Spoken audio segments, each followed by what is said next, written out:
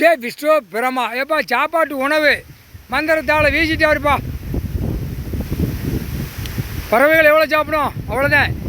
மானிட பிறவி என்னென்ன சாப்பிடுதானோ அதை மந்திரத்தால் வீசி எலுமிச்சம்பழம் கனியால் வீசி எரிஞ்சிட்டாரு, தொலைஞ்சான். எப்பா நாக்கை வச்சு அவன் வீட்டில் பொண்டாட்டி பிள்ளையே ஓட்டுதான். ஒன்று, அந்த நாக்கை வச்சு கோடிக்கணக்கான மூளையில் ஏற்றி நாசம் பண்ணுதான். 2, இந்த நாக்கை வச்சு தப்பு செய்கிறவனை பூரா நீதிமன்ற கோர்ட்டிலேருந்து கீழே வரைக்கும் தப்பிக்க விடுத நாக்கு. அப்போ அதுக்கு தண்டனை கொடுக்கணும்ல. 3, கடவுள் போட்டாருப்பா, இது கடவுளால் தான் முடிக்க முடியும். 3/4 சாத்தியம். 2ஆம் நம்பராக நாக்கை திரிச்சு ஓட்டி விளையும் பூமியில் 10 விதமான உற்பத்தி ஆக்கி உருட்டி தேய்ச்சி அந்த பேப்பரை வச்சு அந்த நாக்கை வச்சு இழுத்து அவன் பொண்டாட்டி பிள்ளைகளுக்கு விலைக்கு உள்ளே விட்டு வெளியே விட்டு நக்குதான்.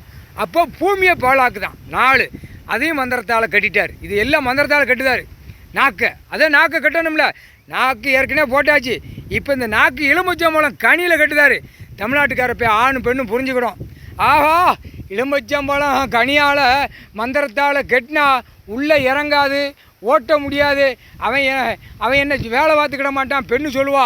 இவன் ஒன்று நான் வேலை பார்த்துக்கிட மாட்டேன், நாக்கை கட்டியாச்சுன்னா ஒன்றும் இல்லை, அங்கே உற்பத்தி அங்கே வலுவழுப்பு தன்மை இறங்காது, எந்திக்காது, உருட்டாது, சப்புன்னு கிடக்கும்னு சொல்லுவான்.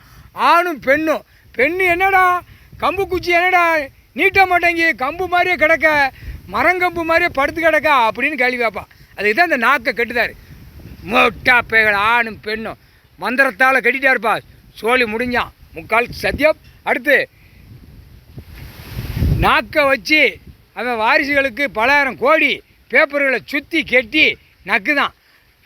தங்க நகைகளை வச்சு கெட்டுதான். நாக்கு தானே போகுது. அந்த நாக்கை மந்திரத்தால் எலுமிச்சம்பழம் கனியால் கட்டிட்டார். அந்த நாக்கில் 1558 சேட்டை பண்ணி சேட்டை செஞ்சு பாலாக்க வந்த பாய்ப்பே ஆணும் பெண்ணும். அப்போ அந்த நாக்கை மந்திரத்தால் எலுமிச்சம்பழம் கனியால் கட்டிட்டார்ப்பா. சோழி முடிஞ்சான். வீசிட்டார் நாக்கு. எப்பா எல்லா ஒன்று நாக்கும் பறவைகள் நாக்கு தான் இன்னும் மாறிடும். வீசிக்கிட்டே இருப்பார் நாக்கு. இவனுக்கு கிடக்கு நாக்கு மொக்கையாக இருக்குது, நம்ம வளைச்சி வளைச்சி விழுங்க இவன் நினைப்பான். அது அப்படியே நாங்கள் அவனை நாக்கை பார்க்கல. விஷ்ணு பிரமா ஈஸ்வரன் பரமசிவன் பார்வதி எல்லாரும் பார்க்கையில் மானிட பிறவிக்கு பறவைகள் உள்ள நாக்கு இருக்கும். புரியுதா? குருவி, சிட்டுக்குருவி, அந்த குருவி திங்கால பறவைகள் விலங்கு கிடையாது. விலங்கு நாக்கை கொடுத்துட்டோம்னா வயிற்று நிறைய ஏற்றிடுவான். அதை கட் பண்ணிட்டார்.